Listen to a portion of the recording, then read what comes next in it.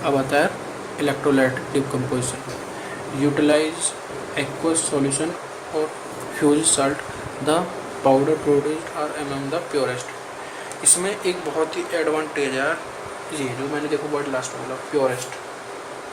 ठीक है, metal powder जो होगा बिल्कुल ही प्योरेस्ट फॉर्म में, अब तक का सबसे बेहतरीन प्योरिंग कंडीशन होगी उसकी। ठीक है, जो भी प्रोड्यूस्ड मेटल पाउडर है, ठीक है, प्रोड्यूस्ड मेटल पाउडर सबसे ज़्यादा प्योरेस्ट इलेक्ट्रोलाइटिक डिकम्पोजिशन में होगा। अब देखना वो कैसे होता है। सपोज करो कार्बोनाइल का ये कोई कंपाउंड है, ठीक है, ये अब देखो, अब इसको अगर हम डिकम्पोज करा दें, डिकम्पोज मतलब ब्रेक डाउन एक तरीके से, तो वो निकल में और आयरन में बचेगा और कार्बन मोनोऑक्साइड गैस वहाँ से रिलीज हो जाएगी। इलेक्ट्रोलाइटिक डिकम्पोजिशन यही है भाई। देखो कि कोई कंपाउंड है और उसके अंदर जो एक तरीके से अदर सब्सटेंस है वो रिमूव हो जाए, और जैसे कि उसमें हो रहा था रिडक्शन वाले मेथड में क्या हुआ था कि ऑक्सीजन रिमूव हो चुकी थी वहाँ से एटमॉस्फेयर के अंदर, और यहाँ पे क्या हो रहा है, यहाँ पे हो रहा है कार्बन मोनोऑक्साइड, निकल वाली कंडीशन में भी कार्बन मोनोऑक्साइड रिलीज हो रही है। ठीक है, तो यहाँ पे देख रहे हो ना, कार्बन वाली कंडीशन में कार्बन मोनोऑक्साइड रिलीज हो रही है। ठीक है, और इसमें क्या होंगे, हमको मिलेंगे कि स्मॉल शेप के uniform spherical particle high purity के साथ मिलेंगे। यूनिफॉर्म स्फेरिकल पार्टिकल, हर जो शेप होगी हर पार्टिकल की वो स्फेरिकल होगी और हाई प्योरिटी होगी, because carbon monoxide gas release सारी की सारी हो जाएगी जितने का सब्सटेंस है। ठीक है, अब देखो, अब आता है कम्युनिकेशन। ठीक है, इसको सेकंड इसका नेम है पल्वराइजेशन। ठीक है, involve crushing milling in ball mill. ठीक है, in hour pipe filled with white cast iron और मेटल शीट। इनों का यूज यार बस वही है कि वाइट कास्ट आयरन में और स्टील में यूज किया जाता है। ठीक है, कम्युनिकेशन प्रोसेस को बनाने में। ठीक है, अब आता है मैकेनिकल एलॉइंग। पाउडर ऑफ 2 और more metals are mixed in a ball mill. Ball mill के अंदर हम इसको पाउडर को डालेंगे। ठीक है, 2 टाइप के पाउडर को, 2 और मोर। ठीक है, 2 से या 2 से ज़्यादा को, और under impact of hard balls, और हाई बॉल्स के अंडर उसको इम्पैक्ट करेंगे। इम्पैक्ट मतलब प्रेसिंग। ठीक है, और उसी में हमको जो वो हम एक तरीके से एलोइंग प्रोसेस है, समझ रहे हो ना, हम उसको दोनों पाउडर को मिक्स कर चुके होंगे। ठीक है, अदर मेथड है प्रिसिपिटेशन फ्रॉम केमिकल सॉल्यूशन,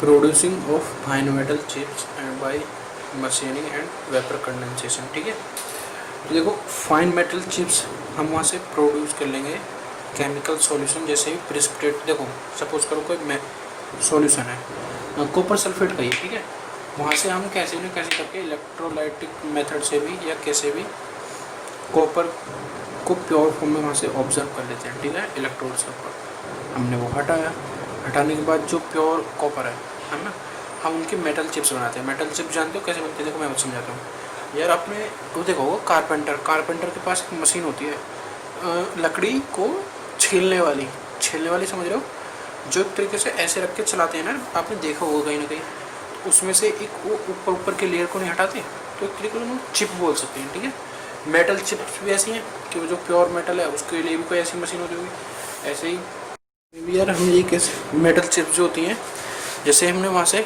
उसको रिमूव किया, ठीक है, ऐसे ऐसे हटा रहे हैं, उनकी मेटल चिप्स फॉर्म हो रही हैं, और जो अब वो चिप्स हो रही हैं उनको इकट्ठा करके हम उसको वही प्रेसिंग करके, प्रेसिंग मतलब एक डायरेक्टली प्रेसिंग नहीं, उनको पहले पाउडर फॉर्म में लाना होता है, मतलब ब्रेकिंग उन चिप्स का। ठीक है, और मशीनिंग करके हमने उनको मेटल चिप्स को बना लिया, और वेपर कंडेंसेशन। ठीक है, अब वेपर कंडेंसेशन क्या होता है कि कुछ सब्सटेंस के अंदर वोलेटाइल लिक्विड होते हैं। ठीक है, हम उनको या तो फिल कर देते हैं, फिल मतलब ऐसे नहीं कोई इंजेक्शन या कुछ ऐसे मेथड से, एक तरीके से केमिकल रिएक्शन के थ्रू। ठीक है, उनको कोई रिएक्शन कराई वोलेटाइल लिक्विड के साथ कुछ पर्टिकुलर टेम्परेचर या पर्टिकुलर प्रेशर पे, उन दोनों की रिएक्शन कंप्लीट हो गई। होने के बाद अब वोलेटाइल है, तो वोलेटाइल होने का मतलब वो वहाँ से रिमूव होगा, और रिमूव होने के साथ जो मेटल था पहले उसमें थोड़ी इम्प्योरिटी भी होने के चांसेस होंगे, तो वो उन इम्प्योरिटीज़ को वोलेटाइल लिक्विड जो होगा वो वहाँ से रिमूव कर चुका होगा, अपने साथ ले जा चुका होगा, ठीक है। बचेगा क्या, प्योर फॉर्म में मेटल, ठीक है। अब देखो ये समझने की कोशिश करना, ये चीज़ मैं आपको बता चुका हूँ पीछे वीडियो में। अब देखो सेकंड प्रोसेस है इस एज़ कम्पेयर टू दिस, ये अच्छा है यार इस कंपेयर में, ठीक है। अब देखना कैसे, अब देखो ऊपर से मोल्टन मेटल है, ठीक है। अब कंप्रेस्ड गैस के ये यहाँ से वो जो कंप्रेस्ड गैस को रिलीज़ करेंगे, ठीक है। अब ये है ग्रेविटी फॉलिंग, ठीक है। अब देखो ऊपर से मोल्टन मेटल डल रहा है, तो हम इसमें क्या, देखो इसमें कुछ कंट्रोल कर सकते हैं क्या, गैस आ रहा है, गैस और ये यहाँ से ऊपर को जा रहा है, इसमें से हम किसको कंट्रोल कर सकते हैं, किसी भी चीज़ को कंट्रोल नहीं कर सकते। गैस इसमें मिक्सिंग करके जिस भी प्रॉपर शेप में यहाँ से आएंगे, जितना इसमें ज़्यादा प्रेशर होगा उतने ही उसी शेप में यहाँ पे हमको मिल जाएगा, ठीक है। लेकिन हम यहाँ पे इसको वेरिएबिलिटी के साथ यूज़ कर सकते हैं। देखो मोल्टन मेटल ऊपर से आ रहा है, ये दोनों तरफ से कंप्रेस्ड गैस है, ठीक है। अब ऊपर से ग्रेविटी फॉलिंग है मोल्टन मेटल की, ठीक है। ऊपर से जैसे ही गिरेगा हम क्या चीज़ ऑब्जर्व करते हैं कि अगर हम ज़्यादा प्रेसिंग के साथ कर रहे हैं तो देखो बहुत ही ज़्यादा छोटे छोटे फाइन पार्टिकल्स के फॉर्म में हमको पाउडर मिलेगा, ठीक है। तो हम इसमें क्या अचीव कर रहे थे, इसमें हम एक जो पीछे से शेप में बन चुका है हमको वही मिलेगा, लेकिन हम इसमें इसको कंप्रेस्ड गैस को रिलीज़ करके कि ज़्यादा कर देंगे तो ज़्यादा और भी ज़्यादा छोटे छोटे पार्टिकल मिलेंगे, और हम अगर कम रखेंगे तो कम मतलब मोटे मोटे साइज के पार्टिकल या थोड़े ज़्यादा से स्फेरिकल कह दो, ठीक है। तो बाय वाटर मेथड। और देखो अगर हम इसको कंप्रेस्ड गैस को अगर हम वाटर से रिप्लेस कर दें, ठीक है, बाय रिप्लेसिंग विद वाटर, तो देखो क्या होगा, कुछ प्रॉब्लम्स भी हो सकती हैं। देखो क्विंचिंग हो जाएगा, जो मोल्टन मेटल ऊपर से आ रहा था वो रैपिड कूलिंग होगी उसके अंदर, क्योंकि वो डायरेक्ट एयर के कांटेक्ट में नहीं आएगा दोस्त, वो आएगा वाटर के कांटेक्ट में, ठीक है। तो वाटर जो होगा उसके अंदर रैपिड कूलिंग करेगा, और रैपिड कूलिंग से क्या प्रॉब्लम हो सकती है, वो यार वो प्रॉब्लम तो होनी है, क्योंकि यार मोल्टन मेटल है, ठीक है, वो आ रहा है H2O के कांटेक्ट में, ठीक है, हाइड्रोजन और ऑक्सीजन में। तो ऑक्सीडाइजिंग तुरंत के तुरंत होने के उसकी पॉसिबिलिटी है, बिकॉज देयर इज ऑक्सीजन, ठीक है। और ऑक्सीडाइज हो चुका है तो समझ लो रस्टिंग वहीं पे पॉसिबिलिटी है, वहीं से स्टार्ट हो जाए। तो यार हमको जो पाउडर चाहिए वो प्योर मेटल का चाहिए, ना कि रस्टिंग का चाहिए, ठीक है। तो दूसरी एक प्रॉब्लम ये है। और देखो एयर जो हो रही थी वो इनकम्प्रेसिबल है, ठीक है, कंप्रेसिबल है, उसको हम प्रेस कर सकते हैं, लेकिन वाटर जो है थोड़ा इनकम्प्रेसिबल है, उसका फ्लो एक कंट्रोल नहीं कर सकता, ठीक है। अब जैसे ही वो ऊपर से आएगा वाटर दोनों साइड से, तो मैक्सिमम टेंडेंसी है कि वो स्फेरिकल शेप में ना बनने दे उस शेप को, ठीक है, बिकॉज ऊपर से आते टाइम जैसे आप बूंद को देखते हो तो वो काफ़ी टाइम ले लेती है, इस वजह से बूंद बिल्कुल गोल होती है बारिश के टाइम पे, ठीक है। बट यहाँ पे क्या हुआ, वो हाई टेम्परेचर पे तुरंत रैपिड क्वेंचिंग हो गई, और क्वेंचिंग की शेप वजह से वो एक प्रॉपर शेप में नहीं आ पाएगा। जितने वो आने का ट्राई करेगा स्फेरिकल में उतना ही में वो ठंडा हो चुका होगा, बिकॉज रैपिड कूलिंग कौन कर देगा, वाटर कर देगा, तो वो प्रॉपर शेप में नहीं आ पाते, नॉट इन स्फेरिकल शेप, ठीक है। अब होता है एक डिस्क वाला मेथड, ठीक है। अब देखो मोल्टन मेटल है, अब देखो मैं वही है कि प्रोडक्शन के मेथड बता रहा हूँ कि मेटल पाउडर कैसे कैसे बनाए जाते हैं, ठीक है। पीछे से चलते आ रहे हैं, काफ़ी टाइम हो चुका है, ठीक है। अब पर समझते हैं ना, क्योंकि आपके पेपर में कौन सा आ जाए और मेरे में कौन सा आ जाए, तो सीधी बात है, ठीक है। तो देखो मोल्टन मेटल है, वहाँ से हमने इसको फिल किया।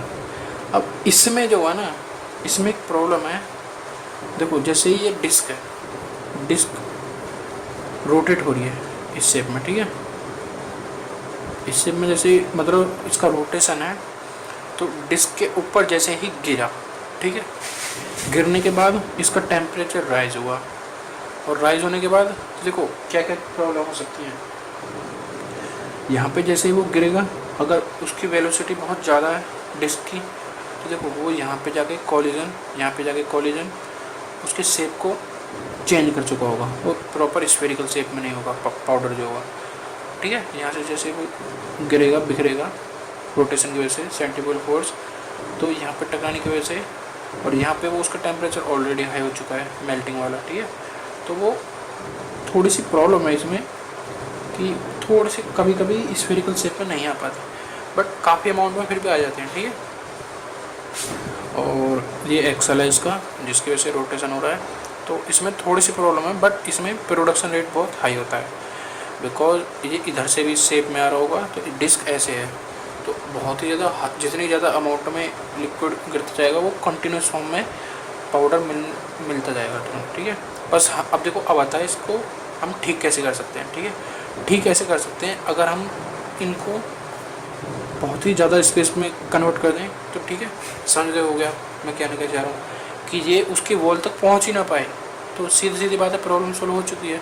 वो वहाँ से गिरेगा और तुरंत प्रॉपर शेप में आके स्फेरिकल पहुँचेगा, क्योंकि इतने में ठंडा भी हो चुका होगा एयर में, ठीक है। इसको शेप को बढ़ा दिया, इस शेप को बढ़ा दिया, एक्सल वही शेप प्रॉपर वही सेम वाली पहले वाली, और इतने में वो ठंडा हो जाएगा, और नीचे गिरने तक वो हाइट भी बढ़ा देंगे तो ठंडा भी हो चुका होगा, ठीक है।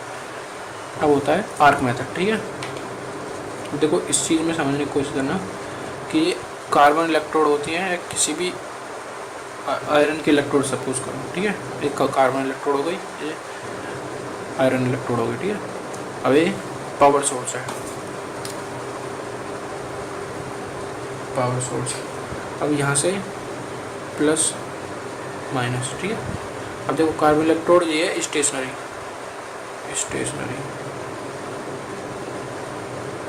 ये है मूवेबल,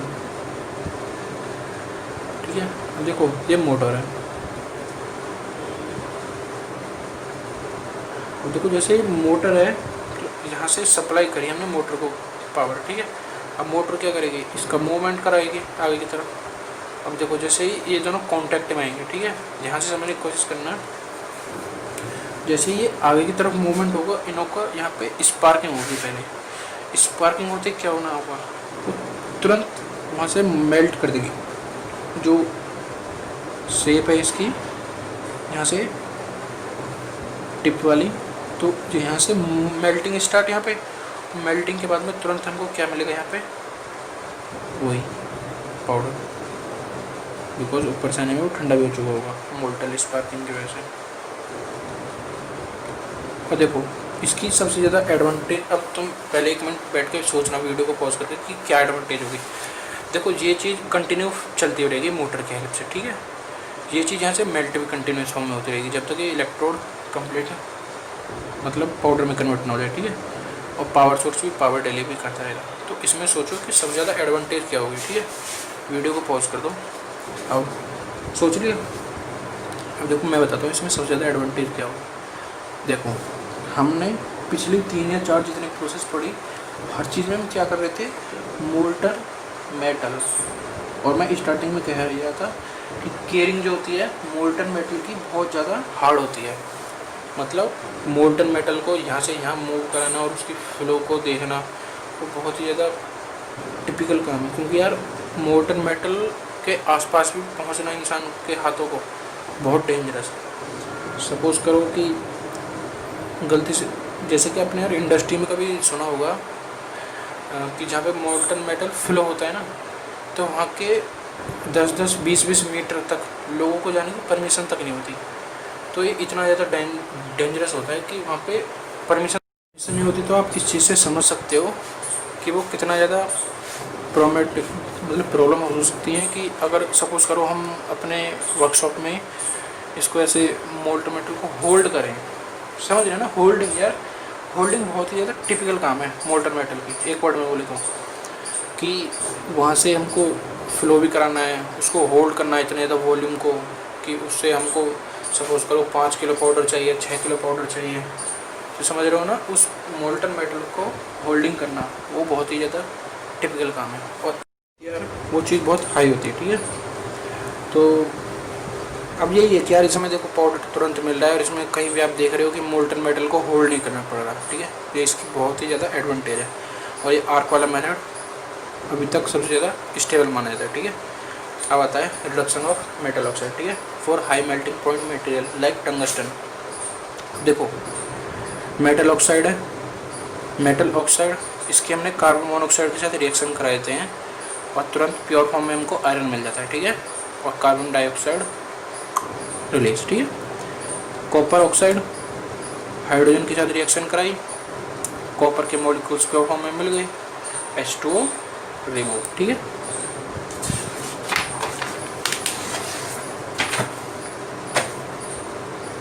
अब देखो वेरिएबल जो होते हैं वो टेम्परेचर और प्रेशर ही होते हैं सारी प्रोसेस में अब तक जितने भी हमने देखे हैं, कि या तो हम उसमें टेम्परेचर को कंट्रोल कर सकते हैं या प्रेशर को कंट्रोल कर सकते हैं। और जो रैंडमली शेप होते हैं, रैंडमली शेप मतलब स्फेरिकल के साथ, जैसे डिस्क वाले मेथड में था वो कोलिजन दीवार पे हो रहा था, उसकी वॉल जो हो रही थी तो उसमें जो शेप आ रही थी वो स्फेरिकल नहीं आ रही थी, ठीक है। तो रैंडमली जो शेप होती हैं वो स्फेरिकल नहीं होती।